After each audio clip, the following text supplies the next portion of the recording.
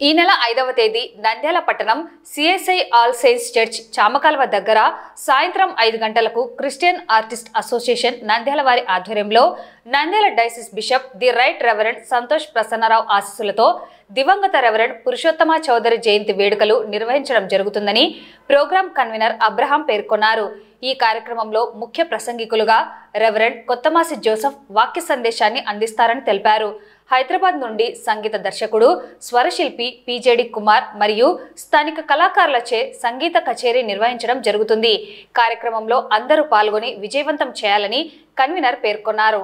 కార్యక్రమంలో convener Abraham, Annie Rachel Christiana, Hazel, Rachel Stephen, Hanok, Sarath Paul, Bharath Bhushan, Prasad, Satyam, Felix, Ravikumar తదితరులు పాల్గొన్నారు.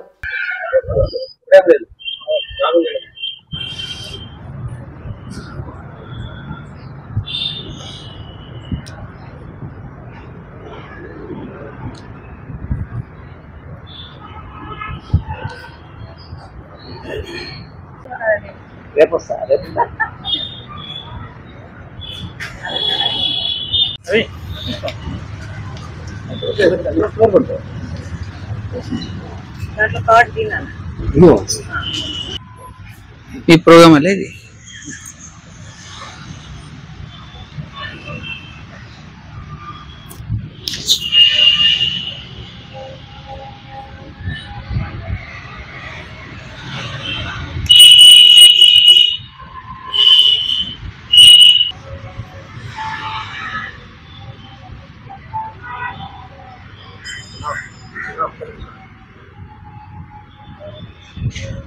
Artist association Nandyal వారి ఆధ్వర్యంలో ఆంధ్రకేశ కీర్తనల సంగీత విభావరి నిర్వహించడం జరుగుతుంది.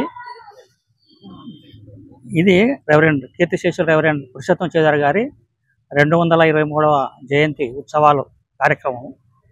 దీనికి right reverend K Santosh Prasanna Kumar Babu గారు తండ్రి గారి ఆశీస్సులతో దీన్ని నిర్వహించడం జరుగుతుంది.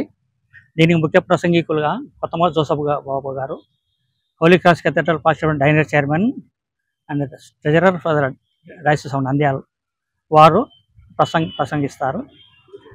ఈ పాటల విభావరికి స్వరశిల్పి డాక్టర్ పిజేడి కుమార్ గారు, మ్యూజిక్ డైరెక్టర్ ఫ్రమ్ హైదరాబాద్ వారు వస్తున్నారు. అంతేకాకుండా స్థానిక కళాకారులు మరియు సితార్ ప్లేయర్ వినోద్ బాబు గారు గుంటూరు నుంచి వచ్చేస్తున్నారు.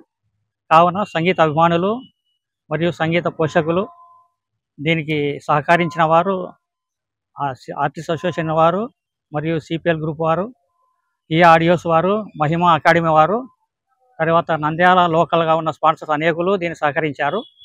కాబట్టి మీరందరూ ఈ కార్యక్రమానికి 5వ తేదీ, ఈ నెల 5వ తేదీ శుక్రవారం సాయంత్రం 6:30కు ప్రారంభం కాకుండా ఈ కార్యక్రమానికి ఇచ్చేసి ఈ సంగీతమును మరియు ఈ పాటలను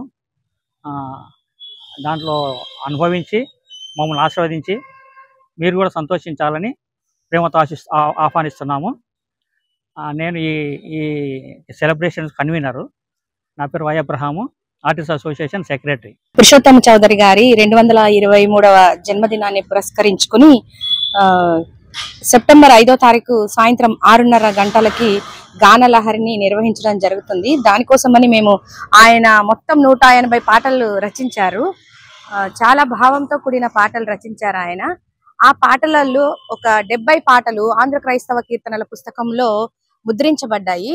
ఆ పాటలలో నుండి మేము కొన్ని పాటల్ని సెలెక్ట్ చేసుకొని 5వ తారీఖు సాయంత్రం 6:30 గంటలకు జరిగేటటువంటి ఆ యొక్క సంగీత విభావరిలో మేము పాడడానికి చాలా ప్రాక్టీస్ చేశాము. ఎందుకంటే ఆ పాటలు చాలా ప్రాచుర్యం కలిగినటువంటివి, అందరూ చాలా ఇంపుగా వినేటటువంటి పాటలు. పాడగా తినగ తినగవేమో తీయగనుండు అనే విధంగా చాలా పాటలు పాడగా ఆ పాటలు చాలా వినాలనిపిస్తుంది, చాలా చక్కగా ఉంటాయి. అందుకోసం మేము ఆ పాటల్ని ప్రాక్టీస్ చేయడం జరిగింది. రెవరెండ్ పురుషోత్తమ చౌదరి గారు 1803వ సంవత్సరంలో జన్మించడం జరిగింది. ఇది 223వ జయంతి ఉత్సవాలు. ఈ ఉత్సవాలు జరుపుకోవడం ఎంతో సంతోషకరంగా ఉంది. వీరికి బిరుదులు ఉన్నాయి. ఆంధ్ర క్రైస్తవ సౌరభౌముడు అనే ఒక మంచి బిరుదు ఆయనకి ఇవ్వబడింది. ఈయన ఎన్నో పాటలు రాసినాడు. దాంట్లో ముఖ్యంగా తెల్లవారిన వేళ అనే ఒక పాట రాయడం జరిగింది.